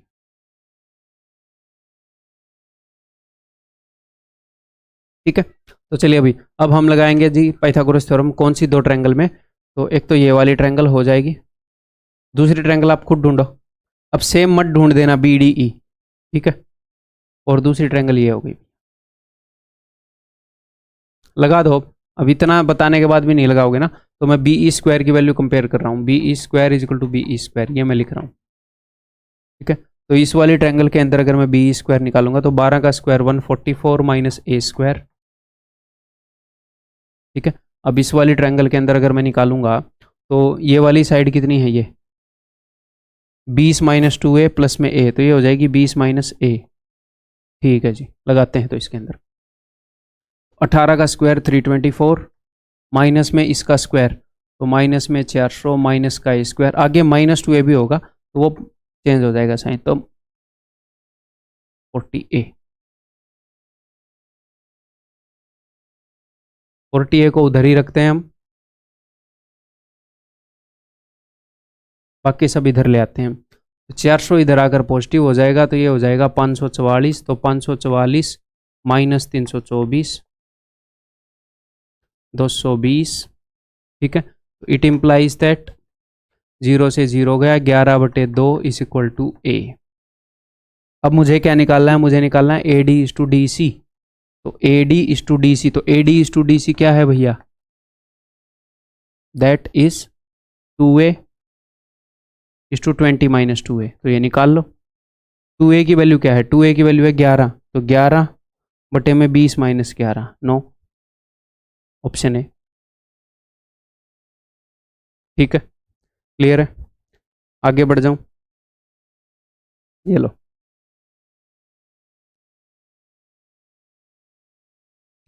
AD is perpendicular to the internal bisector of इस क्वेश्चन में मज़ा आएगा। आपको टाइम देना चाहिए इस क्वेश्चन को करने के लिए, और उसके बाद भी ना निकले तो दिल छोटा नहीं करना चाहिए, कोई दिक्कत नहीं है, बस टाइम देना चाहिए ताकि आपको पता लगे कि भाई क्वेश्चन कैसा है।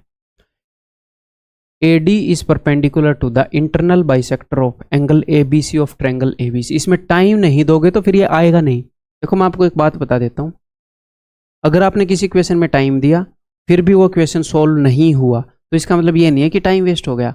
भाई आप उस सिचुएशन को जितना टाइम दे रहे हो आप उसको समझ पाए, अगली बार उतनी जल्दी उसको पहचान पाओगे।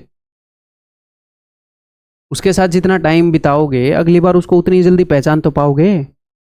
मान लो वो सोल्व नहीं हुआ बहुत ज़्यादा टाइम देकर, इसका मतलब मुश्किल क्वेश्चन तो है, तो मुश्किल क्वेश्चन का पहचान में आना भी तो जरूरी है कि अरे ये तो वो वाला है, इसका तो ये सॉल्यूशन था। टाइम देना जरूरी है ब्रो। सोल्व हो ना हो यार सेकंड मैटर है, अगली बार सोल्व हो जाएगा। पेपर में जाने से पहले एक बार और कर चुके होगे आप इस सिलेबस को। ठीक, देखो AD is perpendicular to the internal bisector of angle ABC of triangle ABC। तो ये अपने पास ट्रायंगल ABC है।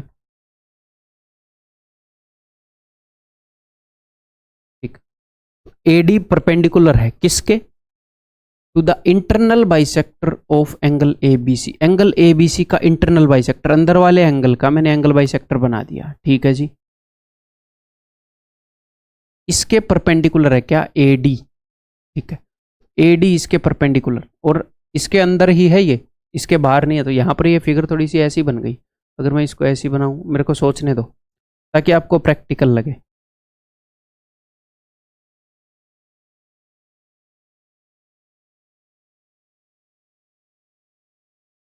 थोड़ी सी इस तरफ तिरछी बना देता हूं ताकि थोड़ी सी प्रैक्टिकल लगे आपको कि किस तरह की सिचुएशन है।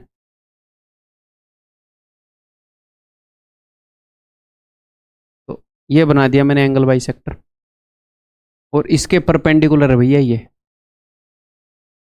ठीक है, तो AD इस परपेंडिकुलर, इस पॉइंट को मैंने नाम दे दिया D। AD is perpendicular to internal angle bisector of angle ABC। DE is drawn through D and parallel to BC। तो DE इन्होंने बना दी है पैरेलल टू BC। ठीक है भैया, मान लिया।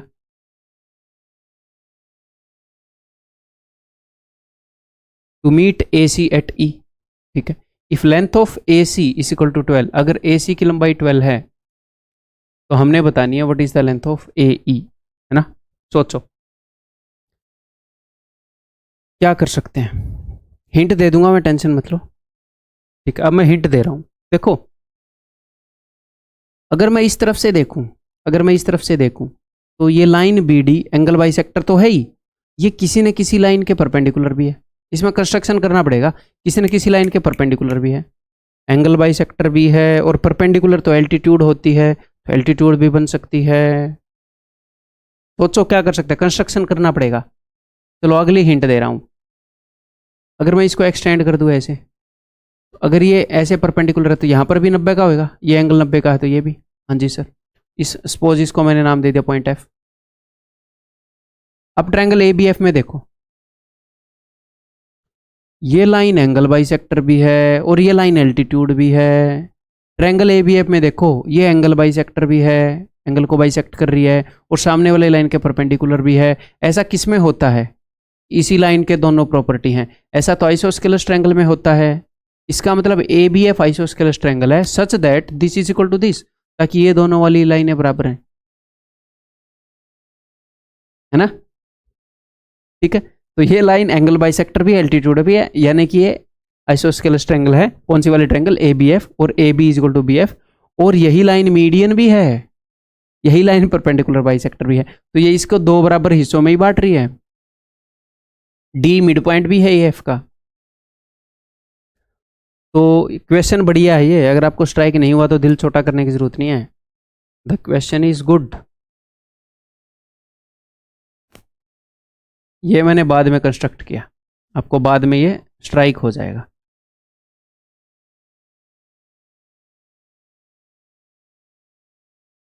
ठीक है, क्लियर है भाई। तो अब ध्यान से देखो, अब बचा हुआ क्वेश्चन तो एटलीस्ट सोल्व कर लो।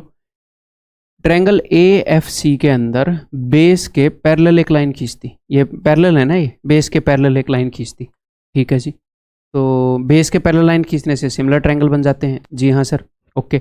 अब ये अगर डी मिड पॉइंट है, क्योंकि ये लाइन मीडियन भी है, अगर डी मिड पॉइंट है तो ई भी मिड पॉइंट होएगा, बेस के पैरेलल है।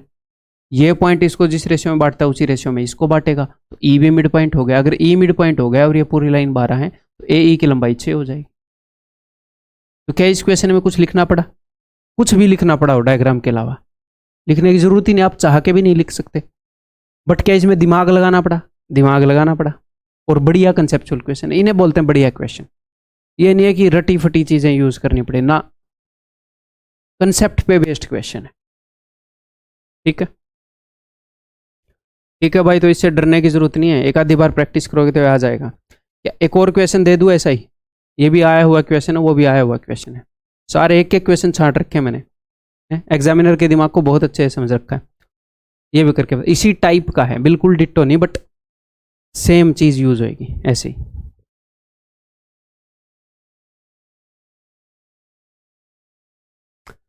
इन ट्रायंगल एबीसी देखते हैं जी।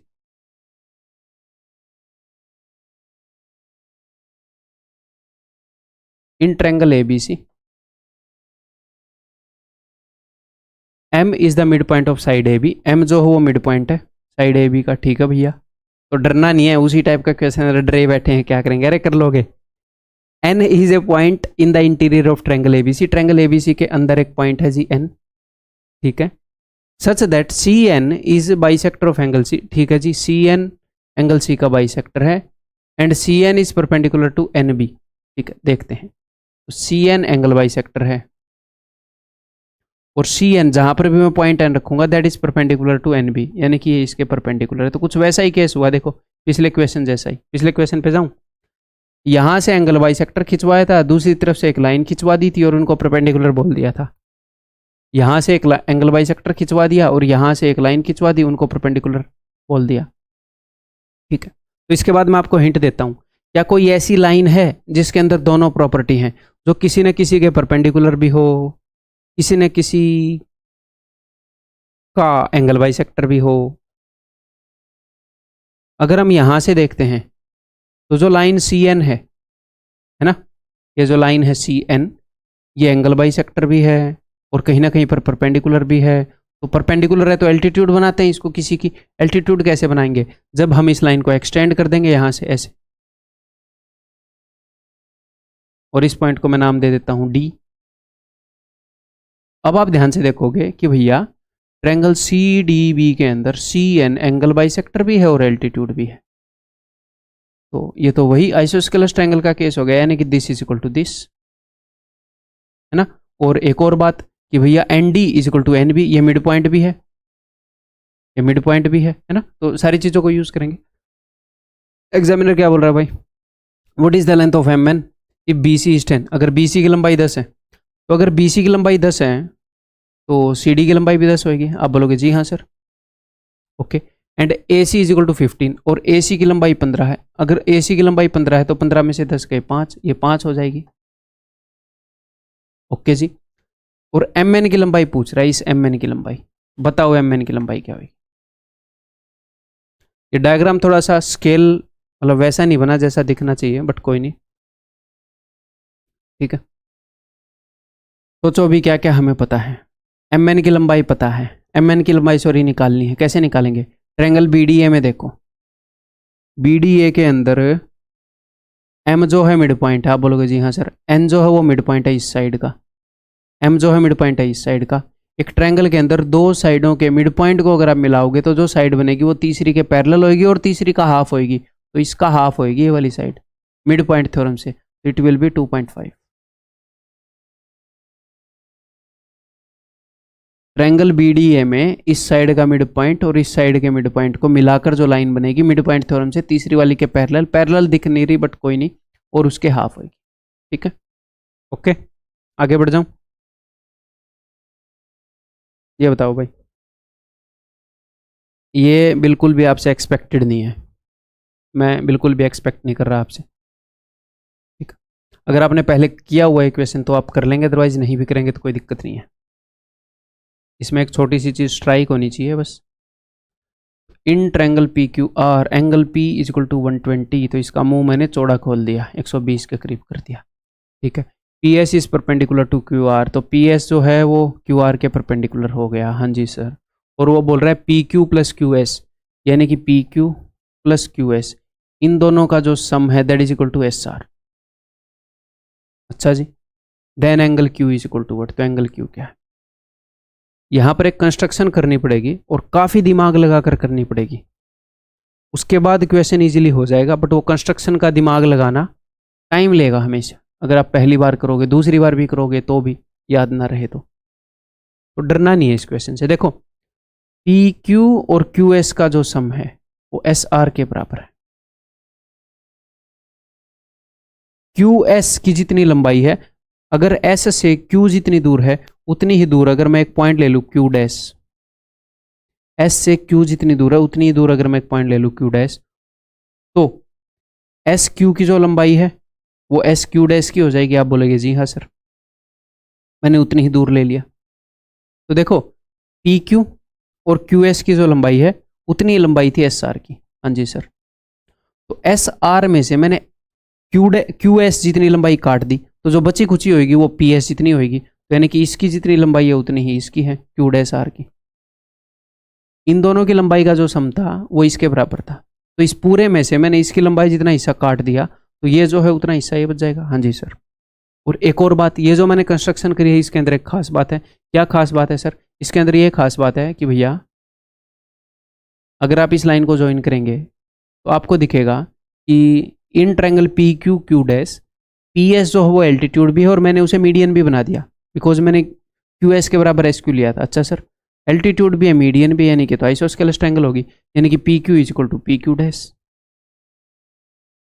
ये एंगल एंगल बाइसेक्टर हो गया, आइसोस्केलस ट्रायंगल मैंने क्रिएट कर दी। ठीक है, अब तो आप कर ही लोगे, अब कोशिश करो एटलीस्ट इसे करने की।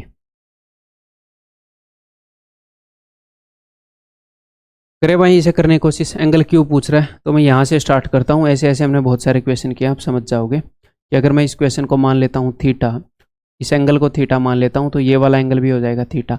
Angles opposite to equal sides are equal. Okay, तो ये वाला एंगल हो जाएगा जी 2 थीटा, एक्सटीरियर एंगल है।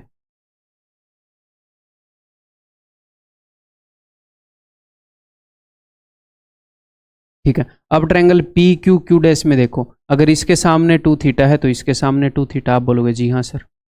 ओके जनाब।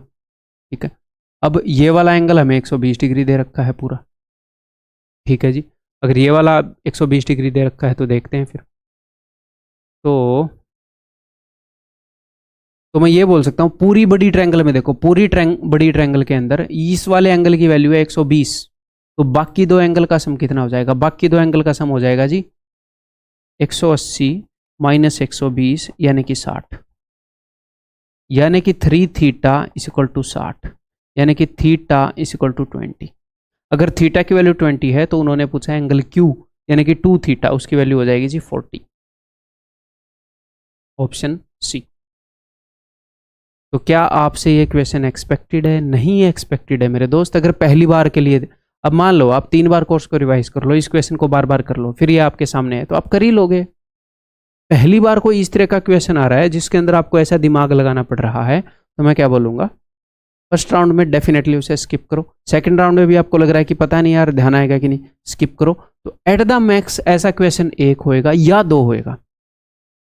तो क्या मैं ये बोल रहा हूँ कि सर कि उसे हम सीखेंगे नहीं, उसे हम करेंगे नहीं? नहीं, मैं बोल रहा हूँ उसकी प्रायोरिटी लास्ट में रखेंगे।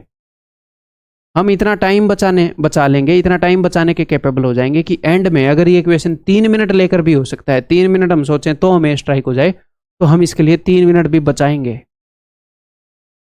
ठीक है, उस तरीके से मैं पढ़ा रहा हूं कि पहले 25 में से, प्री में 25 में से, मेंस में 30 में से, पहले 17 क्वेश्चन 18 क्वेश्चन ऐसे हो जाएंगे कुछ मिनटों में, 10 के करीब मिनटों में हो जाएंगे, 12 के करीब मिनटों में हो जाएंगे, अगर आप ठीक से तैयारी करोगे।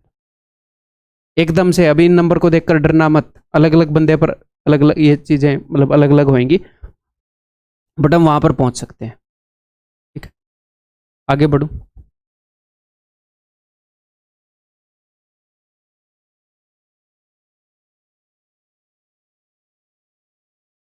D and E are 2 points on the sides AC and BC respectively of triangle ABC such that, ठीक है भैया, such that D is this and D is C। चलो ट्रायंगल बना लेते हैं ABC।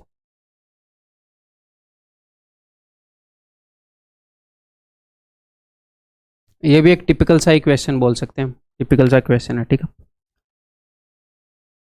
D and E are 2 points on the side AC and BC respectively of triangle ABC such that DE, D और E कहाँ पर है, AC और BC पर। D यहाँ पर है और मान लो E यहाँ पर है, AC और BC पर। such that DE is equal to 18, तो आप बोलोगे sir DE is equal to 18, CE is equal to 5। फिर वो बोल रहा है angle DEC is 90, angle DEC is 90। तो हमने गड़बड़ कर दी, ये 90 डिग्री का एंगल बनाना था। मुझे एक क्वेश्चन याद था, मैं जानबूझ के कर रहा था कि ये बिल्कुल नेचुरल बात है, अगर आप इस क्वेश्चन के अंदर ये गलती कर देते हो तो कोई दिक्कत नहीं है। हाँ, अगर आप पहले देख लेते हो DEC 90 है तो बहुत ही बढ़िया है, वेरी गुड फॉर अस। नहीं देख पाए तो भी कोई दिक्कत नहीं है, तो मैं डायग्राम फिर से बना लूंगा, ठीक है। एटलीस्ट 90 डिग्री का एंगल तो 90 डिग्री जैसा दिखना चाहिए, ताकि उससे क्या होएगा, ये नहीं कि क्वेश्चन सोल्व नहीं होगा, नहीं दिखेगा तो चीज़ें स्ट्राइक जल्दी होंगी, जल्दी पकड़ पाएंगे कौन सी चीज़ लग रही है। दो लाइनें अगर पैरेलल हैं, वो पैरेलल दिखनी चाहिए ना, ताकि कोरस्पॉन्डिंग एंगल, अगर मैं बोल दूँ ये दो लाइनें पैरेलल हैं, तो इन एंगल को, कोरस्पॉन्डिंग एंगल देख पाना थोड़ा सा मुश्किल हो जाता है आंखों के लिए। या फिर ये देख पाना कि ये वाला और ये वाला एंगल इक्वल है, जेड बन रहा है। इतना गंदा जेड बनाओगे तो वो पकड़ पाना मुश्किल हो जाएगा कि ऑल्टरनेट इंटीरियर एंगल की प्रॉपर्टी यूज कर लूँ। तो बहुत ज़्यादा जोर नहीं देना, बट थोड़ा सा तो रियलिस्टिक डायग्राम, थोड़ा सा तो कॉन्शियस रहना। 90 का बता रहा तो 90 का बना ले, बहुत ज़्यादा प्रेशर मत लेना। DE is equal to 18, CE is equal to 5, बहुत ज़्यादा प्रेशर मत लेना, मैं बोल रहा हूँ डायग्राम का, ये ना हो कि उसी को बनाने में लगे हैं उधर। इफ tan ABC इज 3.6, तो ठीक है, ABC वाला एंगल ये है, इस एंगल का tan, तो tan ABC, तो किसी भी एंगल का टेंजेंट क्या होता है, वो होता है परपेंडिकुलर अपॉन बेस, ठीक है। तो इसके सामने कोई परपेंडिकुलर है क्या, नहीं है, तो खींच ले, खींच दिया, F मान लिया मैंने इसको, ठीक है। तो मैं इसको बोल सकता हूँ कि भैया परपेंडिकुलर अपॉन बेस, यानी कि AF अपॉन BF, या फिर उसने क्या बोला, tan ABC is equal to 3.6। Perpendicular खींचने की वैसे जरूरत नहीं थी यार इसमें, हाँ जी यही थी जरूरत, क्योंकि वो कुछ और यहाँ पर सजेस्ट करना चाह रहा है। अगर आप ध्यान से देखोगे, मान लो मैं इस एंगल को थीटा मान लूँ, या फिर छोड़ो एक बार इसको हटाओ, शुरू से शुरू करते हैं।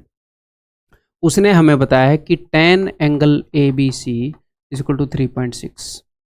उसने और कहाँ की वैल्यू बताई है, उसने हमें यहाँ की वैल्यू बताई है। अगर मैं ये देखने लग जाऊँ कि tan, यहाँ पर ये देखो देखना पड़ेगा हमें, इसीलिए मैं बोल रहा हूँ टिपिकल क्वेश्चन है, इसे डरने की जरूरत नहीं। tan एंगल DCE क्या होएगा, अगर इस ट्रायंगल में tan निकालने लग जाऊँ तो ये स्ट्राइक होना मुश्किल है ना, कि मैं इसी में भी tan, इसमें भी tan निकाल कर देखूँ, डरने की बात नहीं है ना। तो सर ये तो हो जाएगा P/B, यानी कि सर ये तो है 3.6। इस एंगल का tan और इस एंगल का tan, दोनों का टेंजेंट tan थीटा बराबर है। इसका मतलब क्या है, इसका मतलब है कि angle ABC is equal to angle DCE। इसका मतलब ये दोनों एंगल इक्वल हैं। अच्छा जी, अगर ये दोनों एंगल इक्वल हैं तो इसका मतलब है ये एक आइसोस्केलस ट्रायंगल है। भैया ये दोनों एंगल इक्वल हो गए, आइसोस्केलस ट्रायंगल हो गए। जी हाँ sir, AB is equal to AC। आगे उसने पूछा है AC इज टू CD। अब एक और कंस्ट्रक्शन करनी है, तो बिल्कुल भी मैं आपसे एक्सपेक्ट नहीं कर रहा कि आप इस क्वेश्चन को कर लेंगे खुद, बस आप मजे लो, मेरे से समझो। हाँ, पहले कोशिश जरूर करो, ना हो तो ड्रो मत। तो एक मैं कंस्ट्रक्शन कर रहा हूँ भैया, AF को इसके परपेंडिकुलर खींच रहा हूँ। ओके जी, AF को इसके परपेंडिकुलर खींचने का मुझे फायदा होएगा कि ये दोनों लाइनें पैरेलल हो गई। उसने मुझे बोला है कि AC और CD का रेशियो बताओ, तो AC बड़ी वाली ट्रायंगल की साइड है, CD छोटी वाली ट्रायंगल की साइड है। कौन सी ट्रायंगल सर, अगर बेस के ट्रायंगल AFC में देखो, अगर बेस के पैरेलल एक लाइन खींचती जाए तो छोटी ट्रायंगल और बड़ी ट्रायंगल क्या होंगी, सिमिलर। तो छोटी ट्रायंगल DEC और बड़ी ट्रायंगल AFC सिमिलर हैं, ठीक है। तो अगर आप मुझसे पूछोगे कि AC/CD is equal to what, तो बड़ी ट्रायंगल की साइड है AC और छोटी ट्रायंगल की साइड है CD। तो बड़ी ट्रायंगल की साइड ए एफ की वैल्यू पता है? नहीं। छोटी ट्रायंगल की वैल्यू पता है? वो तो पता है बट इसकी नहीं पता। कैसे निकाल पाएंगे? उसने साइड्स की फॉर्म में ही बोल रखा है। अच्छा, तो देखते हैं क्या बोल रखा है। बी सी को इंक्लूड कर रखा है, सी ई को इंक्लूड कर रखा है, सी ई ये वाली साइड। तो बड़ी ट्रायंगल की साइड ए सी बटे में छोटी ट्रायंगल की साइड ये डी सी या C D should be equal to बड़ी ट्रायंगल की साइड सी एफ बटे में छोटी ट्रायंगल की side C E. Sir C F तो कहीं पर है ही नहीं, और वैसे भी ये एफ मैंने लिखा है, उसको कैसे पता मैं यहां पर एफ देता? तो सी एफ तो हम नहीं लिखेंगे। हाँ जी सर, और क्या करेंगे? हम मैं ये लिख सकता हूं, ये जो सी एफ जो है ये पूरी सी बी का हाफ है ना? क्यों सर? बिकॉज आइसोस्केलस ट्रायंगल है, बिकॉज मैंने ये एल्टीट्यूड खींची है और एल्टीट्यूड मीडियन का काम करती है। तो इसको मैं लिख सकता हूं कि बी सी बटे 2 इंटू में सी ई। तो बी सी रेशो 2 सी ई। तो क्या ये कोई ऐसा क्वेश्चन था कि सीधा ऐसे स्ट्राइक हो जाएगा? नहीं था भाई। क्या आपको नजर आना चाहिए? नहीं था भाई। तो क्या इससे डरना चाहिए? बिल्कुल नहीं भाई। फिर आपने क्यों करवा दिया सर? अरे यार इसलिए करवा दिया, ये अंडरस्टैंडिंग ऐसे ही डेवलप होएगी। ठीक है, अंडरस्टैंडिंग डेवलप कर रहे हैं, धीरे धीरे हम हर तरह के क्वेश्चन को उड़ाने लग जाएंगे। ये आपका HW है, इसके अंदर मैं आपको उत्तर बता रहा हूं भाई। ठीक है, तो नेक्स्ट अपना टॉपिक है ट्रायंगल के सेंटर्स इन इक्विलेटरल ट्रायंगल, वो हम अगली वीडियो के अंदर करेंगे। ठीक है, तो इस वीडियो के अंदर इतना ही। बाय बाय, टेक केयर, अगली वीडियो के अंदर मिलता हूँ।